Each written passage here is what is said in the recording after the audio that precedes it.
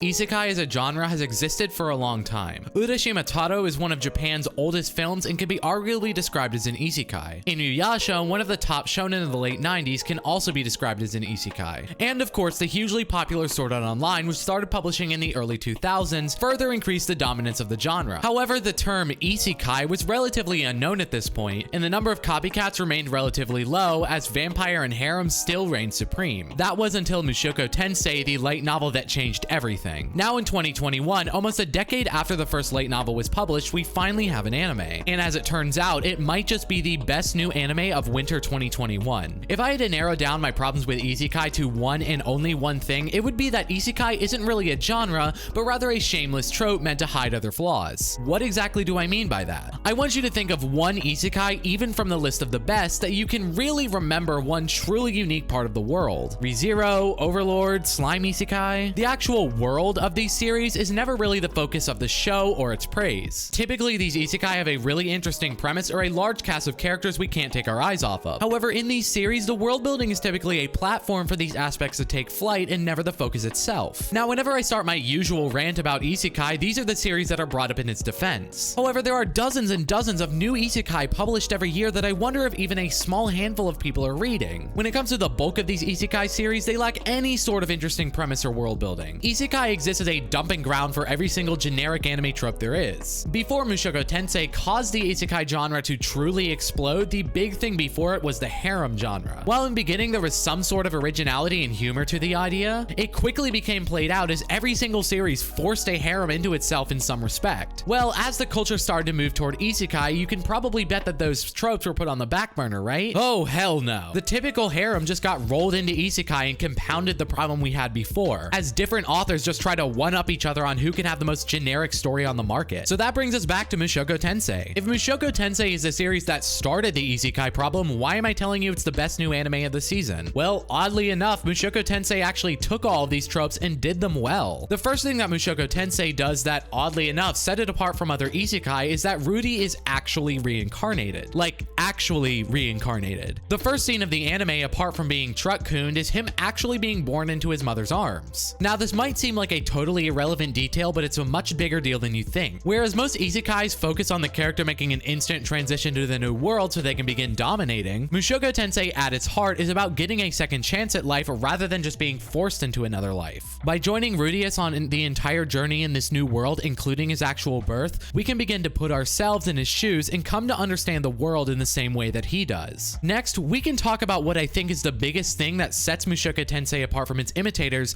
the fact that Rudy feels like an actual person. As I mentioned before, most isekais are too hasty to get to the new central premise of the series that they throw away everything that happened to the character beforehand. Instead, Mushoku Tensei constantly reminds us that Rudy was an actual person in his previous life, and there's a reason why he wants to get a second chance. Of the few episodes that have actually aired, one of the biggest plot points was the reason Rudy is scared to leave his village. In Rudy's previous life, he was brutally bullied and ridiculed for his appearance and interests, bullied to the point of actually being strung up outside his school and publicly humiliated. This was the primary driver of Rudy refusing to even leave the front yard of his home because he could not even leave his house in the previous world. Despite being such a small plot point overall, really only occupying about 3 episodes in total, it's an extremely refreshing vacation from the regular bland and boring high school student that just gets unbeatable superpowers. Because we have followed Rudy's journey up until where he finally breaks his mental obstacles, there's a real emotional connection that you don't see in any other isekai. Rudy, at the end of the day, is a real person with a real background, and it wouldn't make any sense if we were just told without explanation that he wanted to redo his life. What type of person has no problem whatsoever with having their entire life upended and put into a new world with no concern of their previous life? Mushoku Tensei certainly doesn't handle this baggage on a ridiculous Evangelion level, but it covers us just enough to give us the feeling that Rudy is an actual character, and not just some self-insert for a young male power fantasy. Finally, Mushoku Tensei does an amazing job of giving us the same joy of discovery that Rudy is feeling. There is no denying that anime, particularly Mushoku Tensei and isekai in general, are meant to be a power fantasy for young men. This includes not only the ability to have ridiculous superpower fights, but discover a brand new world. The problem is most isekai simply infodump the details of the fantasy universe to their audience and expects them to simply accept it. On the other hand, Mushoku Tensei walks us through the process of understanding the new world alongside Rudy. We feel the absolute joy that Rudy feels as he opens up a magic book for the first time. We feel the emotion that he does as he casts his first water spell and realizes that the ability to study magic over his adolescent years would give him a huge leg up. When Roxy first comes to town, we begin to wonder who this person is and where they came from. Roxy mentions the existence of a university for magic in a far-off land, but we aren't given any sort of graphic or cutaway for this school, so the wonder of what could lie outside Rudy's small village still remains. And it's this small-scale focus that really keeps you watching Mushoku Tensei. Like the child Rudy, we the audience are completely unaware of what the outside world looks like. The entire first episode, in fact, takes place entirely inside of Rudy's room. This small-scale focus allows the audience to slowly build its connection to Rudy and have a closer ownership of his successes. Whereas most isekai just throw us into the world at large and ask that we accept it, Mushoku Tensei understands the value of a more narrow view for building characterization. Sure, the world building opens up as time goes on, but the writer believes that we can't actually grow to like a character unless we narrow our focus. One of the ways this is done is through Roxy. The introduction of Roxy as a visitor from the world at large has a very Gandalf feel. She serves as likely the first person that Rudy has met other than his parents and perhaps kids from the surrounding villages. Her arrival gives us a short window into what sort of abilities exist in the outside world,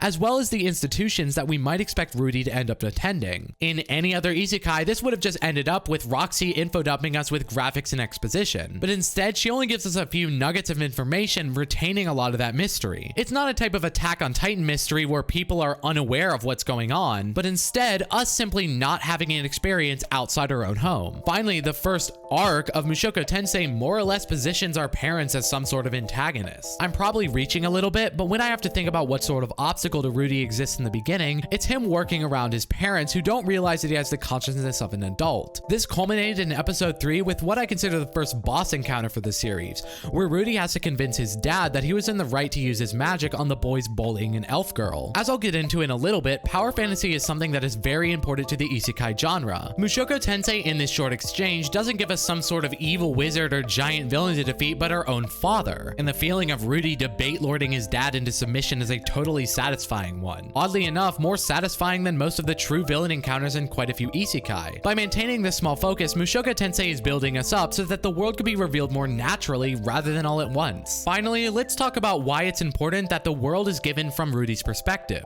By being an actual child, we can discover the new world like any other child would discover it. A new world is supposed to be fantastic, different, perspective changing. But most isekai, just by instantly transporting our character to this world, forces us to retain all of the baggage and jadedness of adulthood. By being an actual child, Mushoku Tensei gives us that sort of innocence that we associate with discovering the world. Through this different perspective, the feelings of learning and growing are much more important to the world of Mushoku Tensei. Just as our magic powers grow over time in any RPG, our characters also grow as human beings, assuming you're playing a good RPG, that is. In most isekai, the lack of childlike innocence means that the series is mostly just about learning a series of facts about the new world. In Mushoku Tensei, we instead actually literally start a new life in the new world, meaning that the audience has a better chance to actually appreciate the trials and tribulations that Rudy has to go through as a child, but also makes the learning of magic and superpowers much more satisfying than in most anime. After all, power fantasy is a concept that's integral to most anime, not just isekai. However, isekai pretty much just exists as power fantasy to the audience. The idea of indulging in the thought of leaving the trials and tribulations of this world behind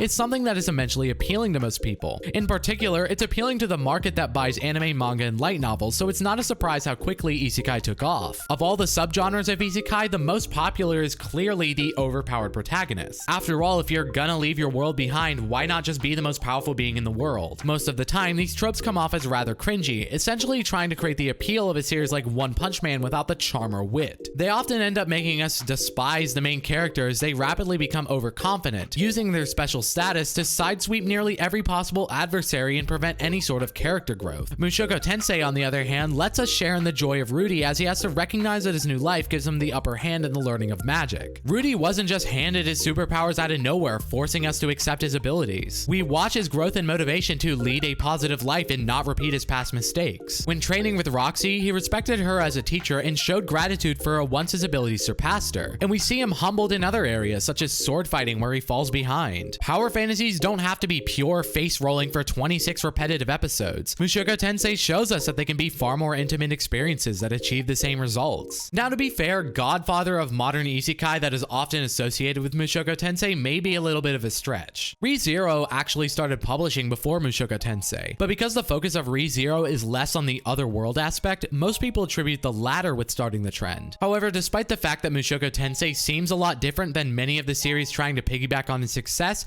it doesn't mean it's perfect. It kickstarted the modern isekai trend, which means it has to share some of the blood. Mushoku Tensei absolutely engages in the typical tropes common to other isekai and most light novels in general. Rudy was an otaku need in his previous life, so you can expect that he's just a little bit of a creep. I mean, did we really need to see him get horny from breastfeeding? And what exactly was the point of this scene? I'll admit I'm not a light novel reader for this series, so I can only make predictions, but I can almost guarantee that this kid is gonna get some sort of harem at some point. But overall, the rest of the series is such quality in its writing that I'm willing to overlook it. They aren't ridiculously overdone to the point where they drown out the rest of the content or pad out the pacing to the point where it becomes unbearable, which is a criticism I have of most isekais. The quality of Mushoku Tensei, therefore, forces me to ask the obvious question. Why is the isekai genre so bad if its progenitor is so good? To put it simply, many of these authors believe that it was the isekai trope itself that made Mushoku Tensei, not any of these things I've talked about. There is nothing inherently interesting about being in another world, and it's unfortunate that most authors don't recognize this fact. All in all, Winter 2021 is a pretty packed season with big names like Attack on Titan, Re:Zero, and Promised Neverland continuing their runs. However, there are a handful of great new series that I think have the potential to stand on their own. Among them, I believe that Mushoku Tensei stands on top, and I'm looking forward to seeing it grow as time goes on. If you want to see more content like this, be sure to subscribe and hit the bell icon. If you want to talk to me live about anime, be sure to watch my Twitch stream down in the description, and I'll see you guys next time.